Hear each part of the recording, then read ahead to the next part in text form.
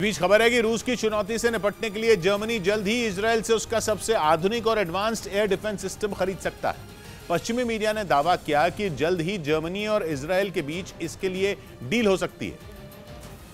और अगर ऐसा हुआ तो यह पहली बार होगा जब इजरायल अपने इस घातक एयर डिफेंस सिस्टम को किसी दूसरे देश को बेचेगा, जिसे वो लंबी दूरी तक मार करने वाली दुश्मन की बैलिस्टिक मिसाइलों का काल बताता है। इजरायल का दावा है कि एरो 3 एयर डिफेंस सिस्टम दुश्मन के ठिकाने से लॉन्च होने वाली मिसाइल की रफ्तार और दिशा के साथ ही उनमें लोड किए गए हथियारों का भी पता लगा लेता है, जिसके सटीक आकलन के बाद इसके इंटरसेप्टर उस पर काल बनकर टूट पड़ते हैं और उसे हवा में ही ध्वस्त कर देते हैं।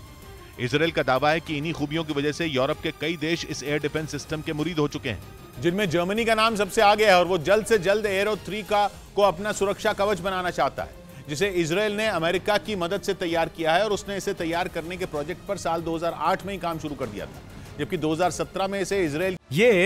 ये सैलून शॉप चलाकर ही साल में करोड़ों कमाते हैं। आपको कमाना है, इनसे सीखना है तो फ्रीडम ऐप को अभी डाउनलोड करो। की एयरफोर्स में तैनाती मिल चुकी थी और इजरायल का दावा है कि उसका यह एयर डिफेंस सिस्टम महज 30 सेकंड के अंदर 5 बैलिस्टिक मिसाइलों को इंटरसेप्ट करने की ताकत रखता है। दावा तो यह भी है कि इजरायल का यह एयर डिफेंस सिस्टम स्पेस या फिर पृथ्वी के वायुमंडल के बाहर से आ रही बैलिस्टिक मिसाइलों का भी पता लगा लेता है और यह 100 किलोमीटर से ज्यादा की ऊंचाई और करीब 2400 किलोमीटर दूर मौजूद टारगेट को सटीक निशाना साधकर तबाह कर देता है। इसीलिए जर्मनी रूस की चुनौती से निपटने के लिए जल्द से जल्द इजरायल के इस घातक एयर डिफेंस सिस्टम को हासिल करना चाहता है,